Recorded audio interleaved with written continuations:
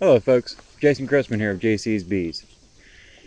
Today I want to discuss something that's required by the state of Ohio and probably your state if you are a beekeeper. And that is to register your beehives. Now I can only personally speak with my experience here in Ohio, and that's what I want to reflect a little bit on today. I've been keeping bees for nearly 10 years now. And over this 10-year venture, I have kind of shied away from registering my hives. The reason for that being is I've heard over the years from a few different people that the state program was nothing but a joke. And at the same time, I didn't really want the state in my business. So I've just kind of shied away from it. This year, 2017, back in the early parts of it, in about January, I was starting to put my plans together to sell queens and nukes this year. In the state of Ohio, you have to register and you have to get a certificate to do that. So I took the steps and went ahead and registered 2 of my bee yards. Here in Ohio, it's $5 per bee yard, regardless how many beehives you have on it. So for instance, if I had 15 beehives here and 15 down the road at another property, it would be $5 for here and $5 for there, regardless how many hives. So I like that. $5 isn't much, right? Well, I was kind of nervous. You know, what kind of penalties and fines are they going to put against me for having all of this beekeeping experience and all these hives? It's obvious it's not my first year. So in Ohio, when you register for a certificate to sell queens and nukes, the Ohio law reads that by June 1st, your inspection will be completed and you will get your certificate. And the reason it's set up that way is so you're able to take advantage of the sales, queens and nukes. And it's June, that's what everybody's looking for, right? Well, let me back up a little bit here. In March is when I decided to send in my bee yard registration and my queen and nuke registration for the certificate. Back in March. By about the 3rd week of June, I'm still sitting around twiddling my thumbs, waiting to hear from the state or my county inspector, with no luck. So I took it upon myself to go online and do a Google search of all the Ohio State inspectors. From there I found my county, and I followed it over, found my inspector and his personal phone number. I contacted him. Now I'm not going to use his name because I don't have a personal problem with my inspector. The problem I have is with the state. I called him up and I said, hey Mr. Inspector, this is Jason Chrisman. You have me register, or you have me on your paperwork wanting to get inspected to sell queens and nukes. He says, yes, Mr. Chrisman, I see your name right here. He says, I'm going to go ahead and tell you. He says, I'm way behind, and it's probably going to be the 1st to 2nd week of July before I can get to you. July? My goodness. What's that going to do for my queen and nuke sales? I played the game.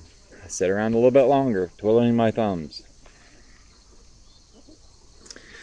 During this waiting period, I sent an email to the state asking about their apiary inspections and what is the holdup. I mean, June 1st is clearly long gone. I kind of get a response back, you know, you're not allowed to sell nukes without a certificate.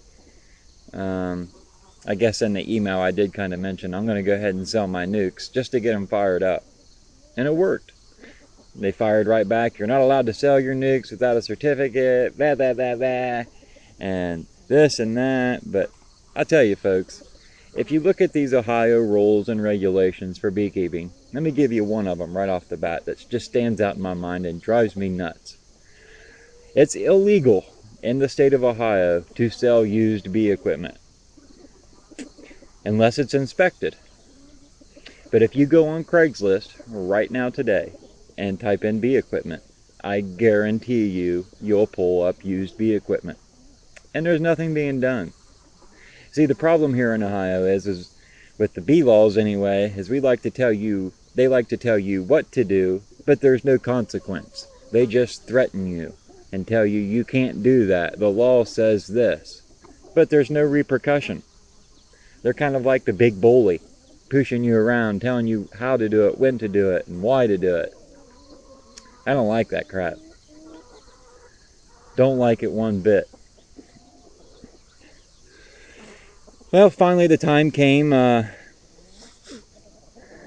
July 31st, my bee inspector shows up. Yeah, almost August. Woo! I can sell queens and nukes. It's August. I'm getting ready to close my hives up. What a fool. So anyway, here in my hand, what I have. It's taken me all dang year to get it, people. But I've got my certificate for both of my bee yards. I'm very excited to have them, and I'm very proud of all the work that's taken to get here, where I'm able to raise my own queens, make my own nukes, and turn around and make a small profit off of those. That was my main, maybe it's kind of silly, that was my main reason for wanting to register. I'm just proud of all the work I've put to get to where I am. But the state and their program, let me tell you folks, it is a joke. The inspector, when he came, we talked for probably a good hour before we even touched the first hive. And he looked at across my nuke yard. He says, yeah, I probably won't go through any of them. Where's your big hives? And I said, those are at the other bee yard. So we drove up here to the farm, and he pursued to go through a few of them.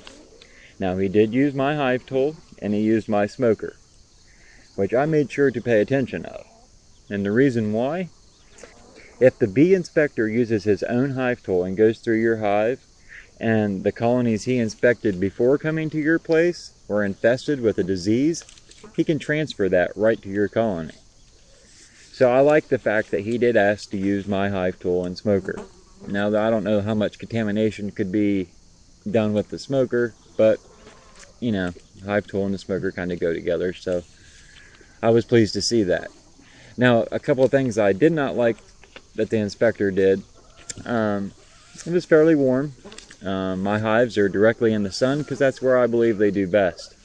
Keeps the small hive beetles away, and I just don't have them. So that's why you don't see me making small hive beetle videos. I just don't have them. Okay, so anyway, couple of the things I've seen him do as he's unstacking my supers, removing the excluder to get down to the brood nest. There was a couple times he says, do you mind if I just go ahead and pull out the middle frame? And you're talking about rolling my queen, man.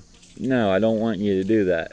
Start at the edge, pop out a frame, slide a couple over, and get to where you want. You're not going to slide one right out of the middle. So I got him back on track there.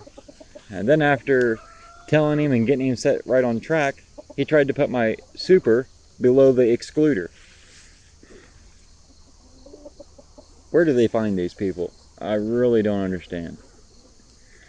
And one thing I thought was interesting, after about 5 minutes of the inspector being at my place and having a little bit of conversation, he says, let me tell you, I'm way underpaid. I'm working on 1995 wages, and this is 2017. He says, as long as you don't have foul brood and you know what you're looking at, I'm not going to hold you back from selling your queens and nukes. So if you don't have the certificate, don't worry about it. Do what you got to do. What? The county inspector just told me I do not need this. How does this make sense? The law says you need it. The county inspector comes behind and says you do not need it. This isn't the first case of this, people. My cousin years ago made a video on his county bee inspector talking about varroa mite treatments that were not approved by the state. This inspector is going around showing people how to treat for mites in his opinion, but they're not approved methods. I don't understand. How can all these laws and rules be shoved down our throat, but the inspector is allowed to do what he wants and give you permission to do what you want? I mean, it's all good for me, but at the same time, I could get rid of this next year. I have to redo this. Next year, why do it? They're not going to do anything to me. It's just a threat. But it's not going to be a concern of mine. This is just wasted tax dollars, folks. Wasted. When I was waiting on my inspector to come to my place to do my inspections in mid-July, when he hadn't showed up by the second week, I called my county commissioner. You see, the county commissioner is in charge of paying the bee inspector of your county. Matter of fact, some of the counties here in Ohio don't even have bee inspectors because they don't rate high enough on the commissioner's list, so he just washes them out and they don't even have one. How can you do that? How can you say this county has to be inspected, this county don't? Well, what they do is they send the state apiarist all over the state going to these counties that don't have an inspector. So she's just running around all over the damn state. Makes no sense. Will I register next year? Most likely. When does this expire? In May. They didn't even give me a whole damn year. It's very frustrating. But it is what it is. Anyway, folks, I don't come to you today to complain, but I guess I did. And I don't come to you hating my state because I love the state of Ohio. I just don't like these stupid rules being shoved in my face. If you're not going to enforce them, if you're going to give me guidelines, stand by them. Okay? If you're going to tell me what to do, stand by it. If you're going to say you're going to be here by June 1st, then damn it, be here by June 1st. When you do this for an income, and the state wants to take it from you and come in August, you kind of lost out on all your profit this year, didn't you? Yeah. Thanks, state of Ohio. You done me well. And on a lighter note, folks, I'm up here, I just moved my chickens, and I thought I'd give you a little bit different scenery today. So there's my ladies. I move the ladies every couple days to a new spot, and they're contained by electric poultry netting. The cattle follow the chickens around, and the chickens create nice fertile grass for the cattle. So it's a pretty neat operation here. Just thought I'd give you a little background on that. Bees aren't the only part of my doings. So thanks for watching, and I hope I didn't give you a headache.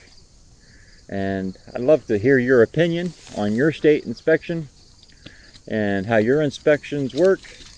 Did you register? Are you thinking about registering? What do I think you should do? You know, I didn't do it for clear up to this year, people, so it didn't cause me any problems. But anyway, I hope you'll like the video and give me a thumbs up, boost it in the YouTube search ranks for other beekeepers to see, and we'll see you next week, folks. Oh, one more thing. You know, Monday we've got this solar eclipse coming. I've been giving a lot of thought to this because, as you know, the bees use the location of the sun to find their nectar source. Well, I think it's going to be really interesting Monday when the sun disappears. I'm very intrigued to find out, do the bees return to home when it gets dark, or do they just plain simply get lost? So, I'd also like to hear your opinion on that down in the comments. Thanks again, folks.